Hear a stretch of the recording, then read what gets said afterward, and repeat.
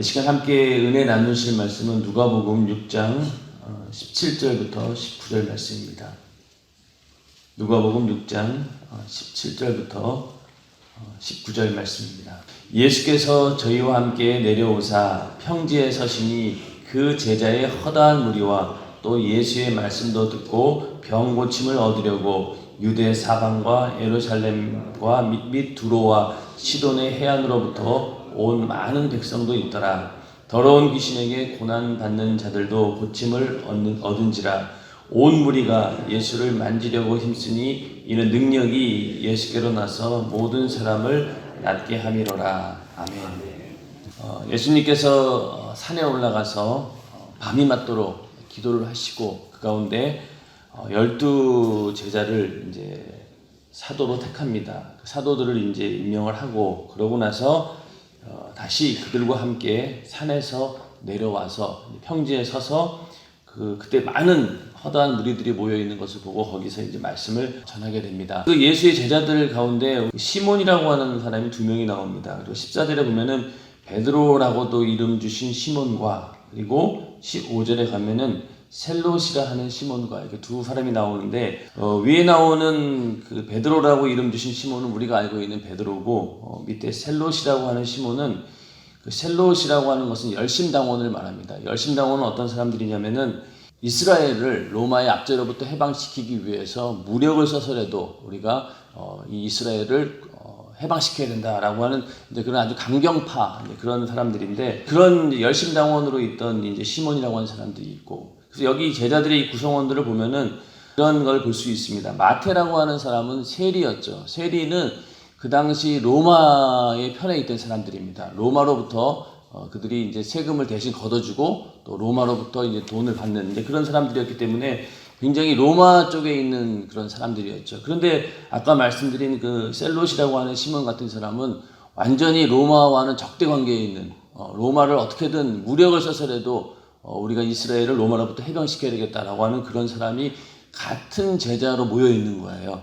그러니까 한쪽은 굉장히 로마와 이게 친한 쪽이고 한쪽은 완전히 로마를 극렬하게 반대하는 이런 사람들이 모인 거죠. 그러니까 이 제자들의 구성원만 봐도 이 예수 그리스도의 복음 안에서는 어떤 이념이라든가 사상이라든가 이런 것들을 다 초월해서 모든 사람들이 하나가 될 수 있다라고 하는 것을 분명히 보여주고 있습니다. 그래서 예수를 그 복음을 들은 다음부터는 종이나 주인이나 어떤 그런 차별 없이 모든 사람들이 예수 안에서 한 형제 자매가 될 수 있는 이것을 이 제자들의 구성원만 봐도 우리는 알 수 있습니다. 이 예수 안에서는 차별이 있을 수가 없죠. 남녀노소 많이 배우고 적게 배우고 뭐 가난하냐 부자냐 이런 거 상관없이 우리는 예수 안에서 모두 하나가 됩니다. 그렇기 때문에 언제나 우리가 전도할 때도 그렇고 보면은 이게 은근히 우리가 사람을 이렇게 차별하지 않습니까? 외모로도 그렇고 또 그 사람의 여러 가지를 봐서 은근히 차별하는 것이 있는데 예수님께서는 그런 것을 전혀 없이 모든 사람들을 이렇게 제자로 부르셨고 이 제자들도 그 가운데서 갈등 없이 예수 안에서 하나가 될 수 있었다라고 하는 것 이것이 또한 그들에게 준 은혜이고 오늘날 우리에게 주신 은혜입니다. 항상 예수 안에서 모든 사람이 다 하나가 되기를 주님의 이름으로 축원합니다. 저희와 함께 내려와서 평지에 서시니 많은 이제 허다한 무리들이 있었습니다. 이제 17절부터 19절에 있는 말씀을 쭉 보면서 여기 이제 사람들이 모인 목적이 있어요. 많은 허다한 사람들이 모여서 왜 그렇게 모여 있느냐? 첫 번째는 그 예수의 말씀도 듣고, 그러니까 말씀을 듣기 위해서 일단 사람들이 모였고, 그 다음에 두 번째는 병 고침을 얻으려고 모였고, 그 다음에 세 번째는 역시 뭐 같은 맥락이지만은 더러운 귀신에게 고난받는 자들이 고침을 얻기 위해서 여기 모였습니다. 말씀을 듣기 위해서 또 병을 고치기 위해서 또 더러운 귀신에게 고난받는 자들이 이 귀신으로부터 자유함을 얻기 위해서 이렇게 모였다는 것이죠. 똑같은 이 내용이 이제 마태복음 5장에 있는데 여기도 마찬가지입니다. 예수님께서 천국 복음을 전파하셨다. 말씀을 듣는다라고 할 때 그 말씀이라고 하는 것은 천국 복음, 회개하라 천국이 가까웠느니라 라고 예수님께서 공생의 첫 음성이 그거였듯이 말씀의 모든 내용들이 이 천국 복음을 전했다. 그 천국 복음을 듣기 위해서 사람들이 이렇게 모였습니다. 그리고 또 마태복음 5장에 보면은 모든 병과 모든 약한 것을 고치셨다. 그러면서 각색 병과 고통에 걸린 자, 좀 더 구체적으로 귀신 들린 자, 간질하는 자, 중풍병자를 데려오니 저희를 고치시더라. 이렇게 마태복음 5장에는 나와 있습니다. 다시 말해서 이 얘기는 뭐냐?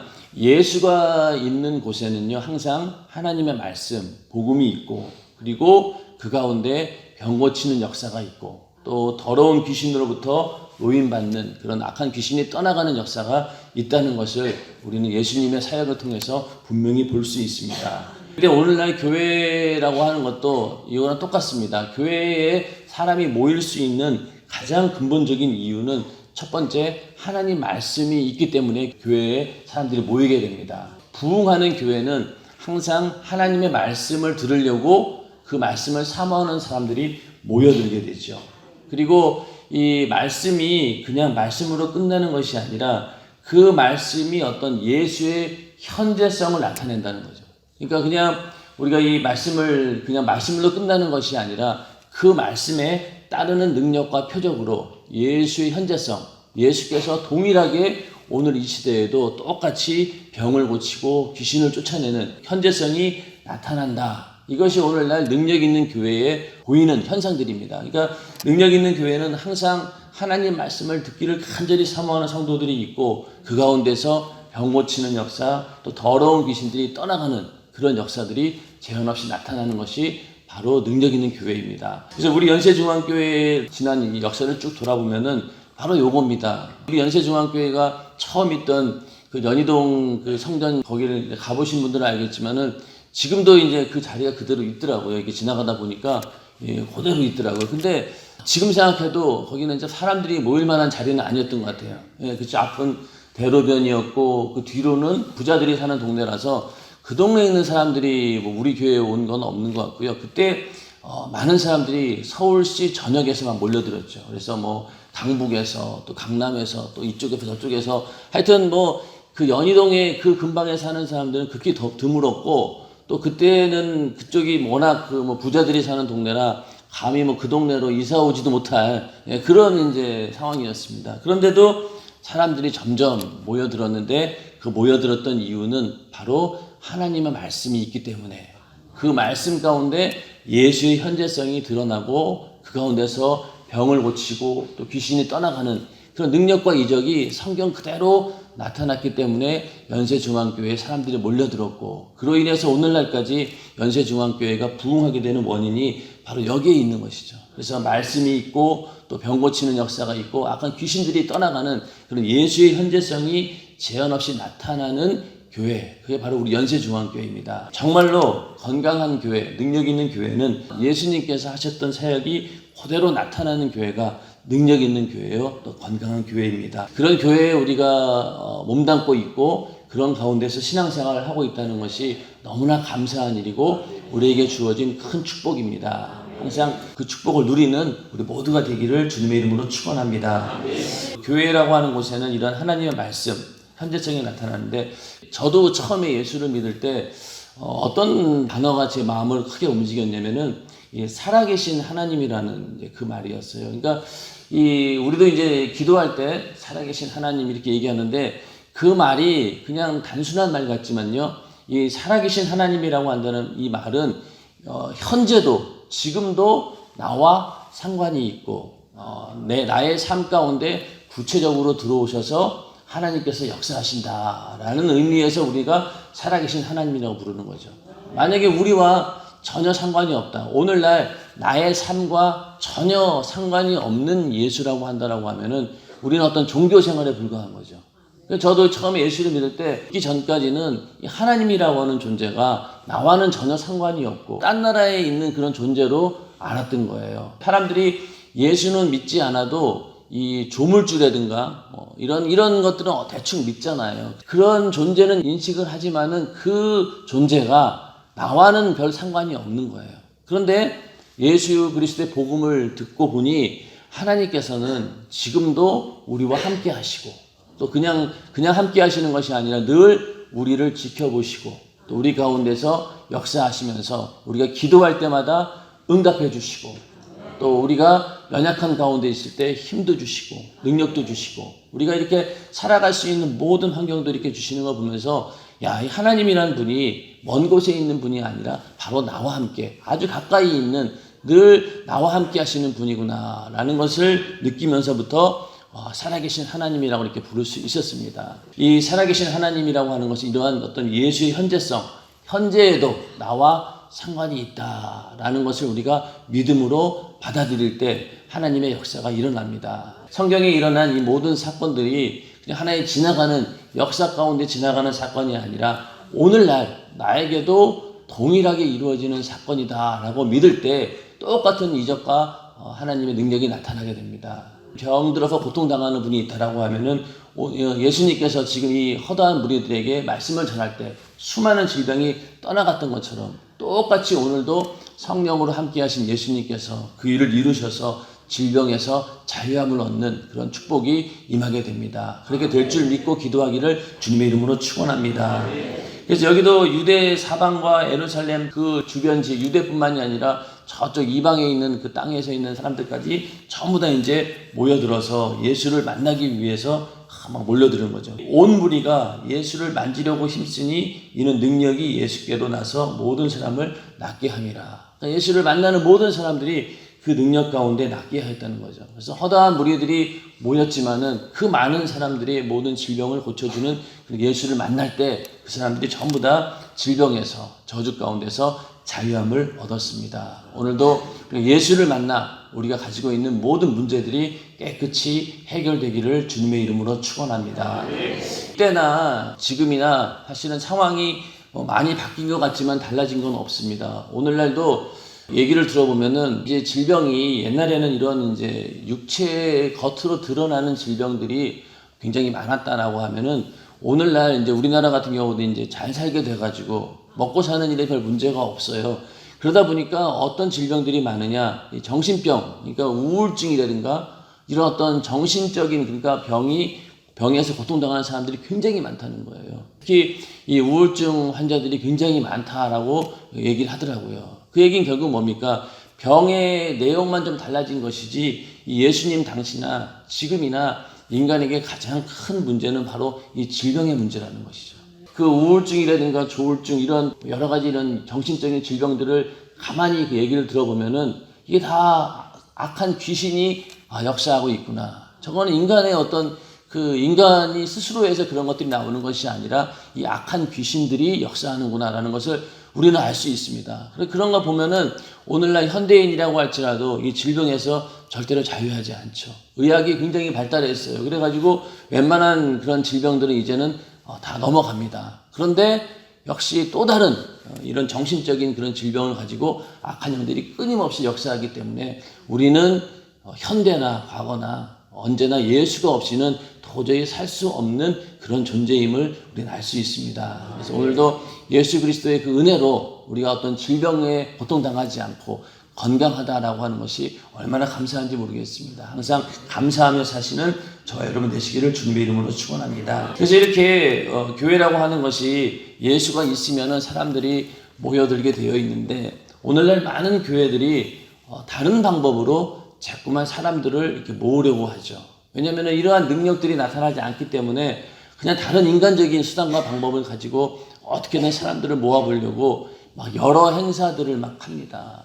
그러다 보니 그 행사가 예를 들면은 뭐 우리도 이제 이웃초청 예수나 큰잔치 그런 걸 하잖아요. 그러면은 그 앞에 여러 가지 순서들이 있지만은 가장 중요한 순서가 어떤 순서입니까? 하나님 말씀을 전하는 시간이죠. 그 가운데 예수 그리스도의 복음을 전합니다. 그게 굉장히 중요한 시간인데 오늘날 많은 교회가 그 원색적이고 정말로 인간들이 들어야 할 그 예수의 복음은 전하지 않고 그 앞에 여러 가지 그 부수적인 것들을 가지고 사람들의 마음을 붙잡으려 하다 보니까 처음에 그것은 효과가 있는 것처럼 보이지만은 그러나 그것은 그냥 그 순간만 사람을 모이게 할 뿐이지 지속적인 효과는 없는 거예요.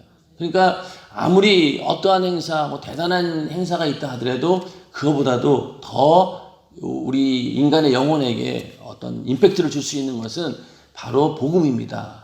예수님께서 당신을 위해 피 흘려 죽으셨다. 당신은 죄로 인해서 영원히 지옥 갈 수밖에 없다. 그런데 예수님께서 당신 대신 피 흘려 죽으시고 그 죄값을 지불했기 때문에 이제 당신은 지옥 가지 않고 영원한 천국에서 살 수 있습니다. 라고 하는 이 복음을 전하지 않고는 절대로 사람들의 마음을 움직일 수 없고 사람들을 모을 수 없다는 것이죠.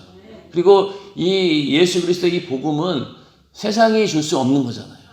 그렇기 때문에 이거는 오직 교회에서만 줄 수 있는 것인데 만약에 그것을 무시하고 다른 것으로 자꾸만 한다고 보면은 이게 사람들이 모일 이유가 없는 거죠. 과거나 지금이나 앞으로나 아무리 세상이 변한다 할지라도 우리가 전하는 것은 오직 예수 그리스도, 이 피의 복음, 나를 위해 피 흘려 죽으신 예수 그리스도의 그 십자가의 사랑, 그 외에는 다른 것들이 절대로 우선되어서는 안 됩니다. 오직 예수만 전할 때 그 예수 그리스도의 현재성이 나타나게 되고 주님이 일하시기 때문에 우리는 항상 정말 예수의 복음을 전하는 교회가 되어야 되고 또 우리도 복음을 전할 때마다 그 예수 그리스도를 전해야지만이 그 사람이 처음에는 그것을 뭐 거부하기도 하고 들은 척 만척 하기도 하겠지만은 그 영혼은 그 소리를 간절히 원하기 때문에 우리는 그 소리를 전하는 것이 전도자로서의 의무입니다.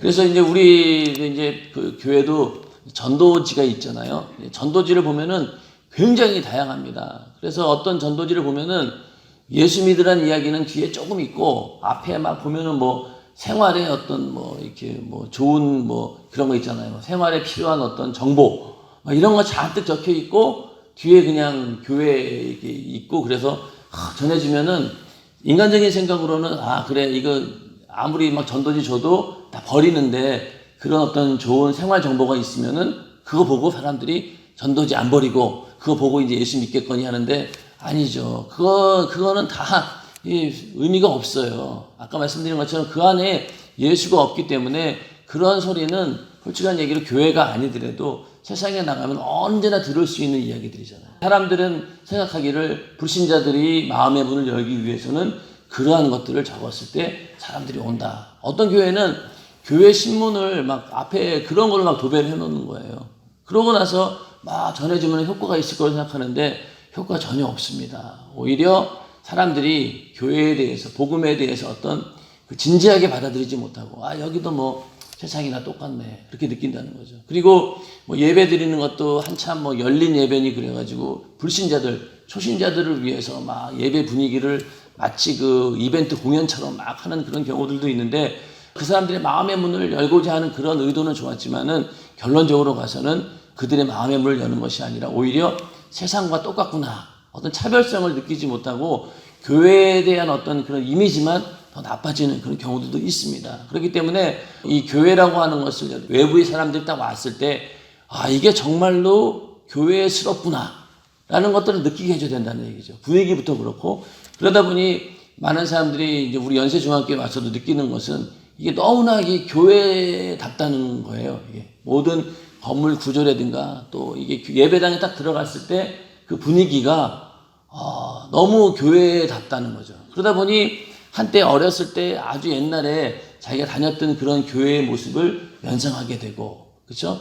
그래서 만약에 그 교회의 의자가 오늘 많은 교회들 의자를 갖다가 막 현대식으로 극장식 의자를 만들어 놓은 그런 교회들도 있습니다. 그러면은 딱 교회에 들어가면은 일단 교회 분위기가 안 나요. 물론 그렇게 해서 사람들의 마음의 문을 열겠다라고 하는데 저는 개인적으로 그거는 아니라고 생각합니다. 차라리 정말로 옛날 교회처럼 정말로 이렇게 교회의 분위기가 있을 때 사람들이 거기에 대해서 경외하는 마음을 가지고 또 굉장히 어떤 하나님을 만난다라고 하는 그런 신성한 마음을 가지고 교회에 온다는 얘기죠. 그랬을 때 거기서 말씀이 선포되어질 때 그들이 그 말씀을 하나님 말씀으로 받아들입니다. 오늘날 많은 사람들이 자꾸만 이 시대에 따라서 뭔가 교회를 변화시키려고 하는 그런 시도들이 처음에는 효과가 있는 것처럼 보였으나 세월이 지나면서 점점 그런 것들로 사람들을 모으는 것이 아니구나라는 것을 알게 됩니다. 교회라고 하는 곳은 예수가 있을 때 사람들이 모여들게 되고 그때 그 하나님 말씀을 전할 때 그 가운데 예수의 현재성이 드러날 때 그때 사람들이 모여든다는 것. 이것이 성경이 분명히 말하고 있는 바고 앞으로도 교회의 부흥의 모든 요소는 바로 여기에 있는 것이죠. 예수님께서 하신 일 그대로 행할 때 교회에 많은 사람들이 모여들게 됩니다. 오늘날 많은 사람들이 너무나 마음이 강박하기 때문에 어지간해서는 이제 사람들이 오지를 않아요. 아파트 단지 같은 데도 교회를 이제 예전 같으면은요, 사람들이 모이는 곳에 교회가 있으면 무조건 사람들이 옵니다.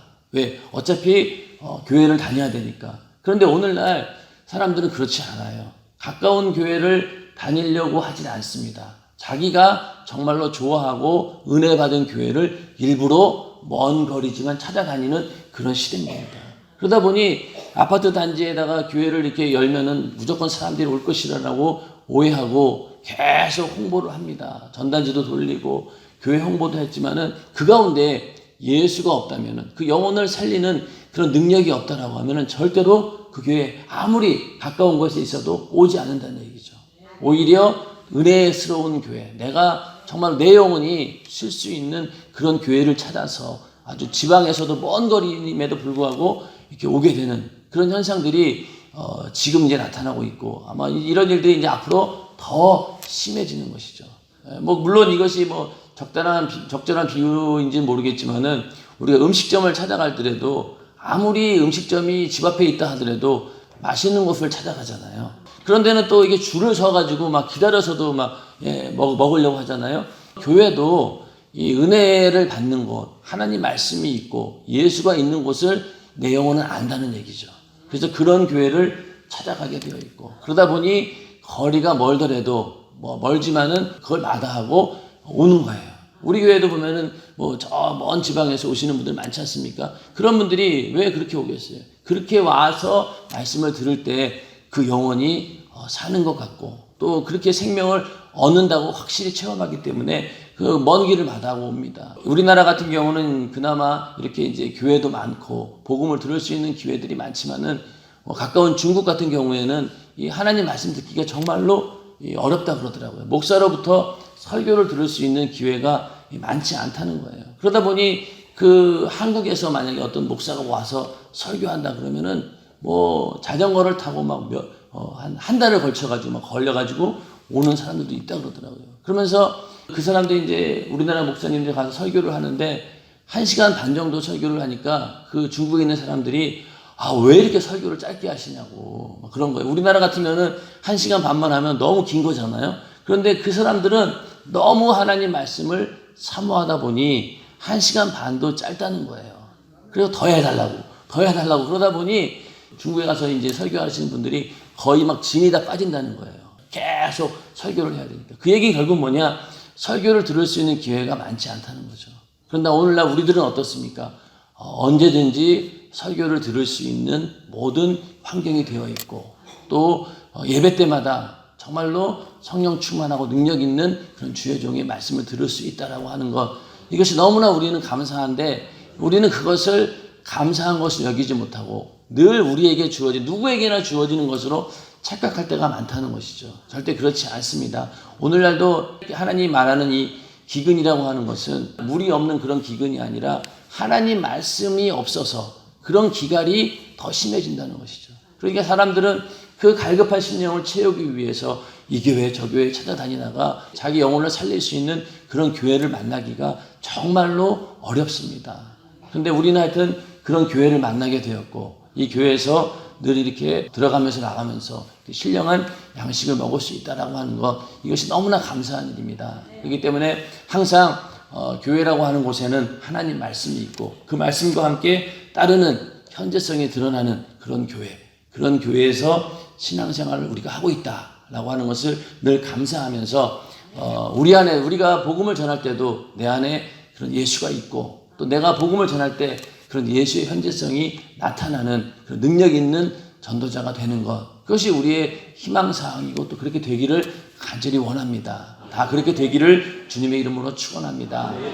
오늘 이 시간 기도할 때 예수가 있는 곳에 사람들이 모여든 것처럼 내 안에도 예수의 생명으로 충만케 하여 주시어서 많은 사람들을 예수에게로 인도할 수 있는 그런 전도자가 되게 하여 주시옵소서. 또 그러한 나에게 귀한 예수가 충만한 교회에 보냈음에도 불구하고 늘 은혜 받지 못하고 불만불평하고 있던 나의 잘못된 삶을 이 시간 뜨겁게 회개하면서 기도하시고, 또 여러분들이 가지고 있는 여러 가지 문제들, 예수님께서 지금 이 자리에 나와 함께 하신다라고 하는 그런 믿음을 가지고 기도할 때 질병도 악한 귀신의 역사도 모든 저주도 모든 문제들도 해결될 줄 믿으니 우리가 오늘 기도할 때 그런 모든 문제들도 깨끗하게 해결해달라고 이 시간 주여 삼창하시고 기도하겠습니다.